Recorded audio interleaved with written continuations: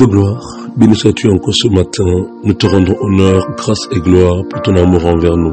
Merci pour cette émission, la méditation du jour. Inspire-nous encore pour ta gloire, au nom puissant de Jésus-Christ. Amen. Enfant de Dieu, de là où tu m'écoutes ce matin, que la paix et la grâce de notre Seigneur Jésus-Christ soient avec toi. Enfant de Dieu, je veux dire que nous continuons de méditer sur les jours de Noé et nous allons parler ce matin, alléluia, sur le jugement que Dieu a amené sur la génération de Noé. Il est écrit dans le livre de 2 Pierre 2, verset 6, et s'il a condamné à la destruction, 2 Pierre 2, verset 5, s'il n'a pas épargné l'ancien monde, lorsqu'il a sauvé Noé, lui huitième, ce prédicateur de la justice, lorsqu'il fit venir le déluge sur un monde d'impies. La parole de Dieu nous déclare ici que le monde de Noé était un monde d'impies, était un monde d'injustice.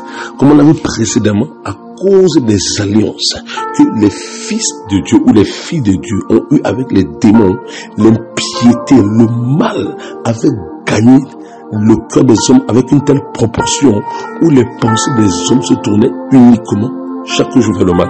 Et nous nous rappelons que dans le livre de Genèse, au chapitre 6, la Bible dit au verset 6, l'Éternel se repentit d'avoir fait l'homme sur la terre, et il fit affliger en son cœur. Et l'Éternel dit, j'exterminerai de la face de la terre l'homme que j'ai créé, depuis l'homme jusqu'au bétail, aux reptiles et aux oiseaux du ciel, car je me répands de les avoir faits. Écoutez une chose, enfants de Dieu. Le mal avait atteint une telle proportion du temps de Noé que l'Éternel fut affligé en son cœur. L'affliction de Dieu l'a poussé à se repentir d'avoir créé l'homme, parce que les pensées de l'homme étaient uniquement tournées vers le mal. Ça veut dire que l'homme maintenant ne voulait plus revenir vers Dieu. Si Dieu s'est repenti d'avoir créé l'homme, parce que l'homme, de par les pensées qu'il habitait, ne voulait plus revenir vers Dieu, et Dieu ne pouvait pas laisser la terre dans un tel état. Alors Dieu a fait venir son jugement sur la terre, afin de détruire les hommes, de par les alliances que les hommes avaient fait avec des démons. Et Dieu dit, les cieux et la terre, dans le livre de 2 Pierre, les cieux et la terre d'à présent sont gardés et réservés pour le feu, pour le jour du jugement et de la ruine des hommes impies. Ça veut dire que quoi? Le jugement qui s'est abattu du temps de Noé va pareillement s'abattre, enfants de Dieu, sur la terre dans laquelle nous vivons. Mais sauf que ce ne sera plus par l'eau maintenant, mais le jugement qui viendra sur la terre sera par le feu. Le feu, enfants de Dieu. Ça veut dire que quoi? Ça veut dire que si Dieu dit que le jugement de ce temps-ci sera accompli par le feu, ça veut dire quoi? Enfants de Dieu, après que Dieu va accomplir le jugement par le feu, il n'y aura plus un autre monde, excepté, alléluia, la nouvelle Jérusalem, où les enfants de Dieu vivront éternellement dans la paix avec le Christ. Dès que tu comprends que voici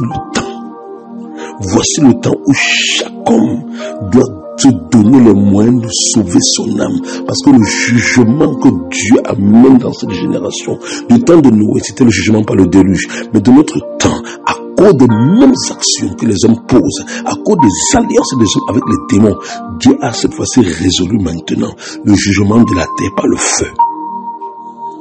Par le feu. Ça doit nous inspirer à la crainte, parce que notre Dieu est un Dieu qui ne rigole pas. Enfants de Dieu, le jugement des temps de Noé.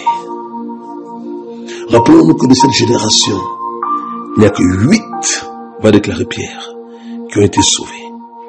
8. Pourquoi? Parce que Noé a été trouvé juste dans sa génération.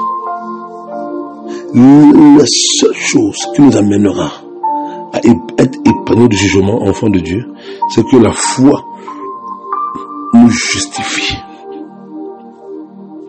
Mais comment est-ce que la foi a justifié Noé? La foi a justifié Noé par l'obéissance que Noé a manifestée à l'égard de la parole de Dieu. Noé ne s'est pas conformé à sa génération. Noé ne s'est pas laissé influencer par sa génération. Noé ne s'est pas soumis à sa génération. Dans cette génération corrompue, Noé s'est soumis à Dieu, enfant de Dieu. Dans cette génération corrompue, Noé a accepté de se soumettre à la loi de Dieu. Malgré les railleries des hommes de sa génération, malgré les moqueries de ces hommes de sa génération, Noé a fait le choix de rester fidèle à Dieu. C'est la raison pour laquelle vous allez rendre compte dans le livre des Hébreux 11 que Dieu a rendu témoignage à la foi de Noé.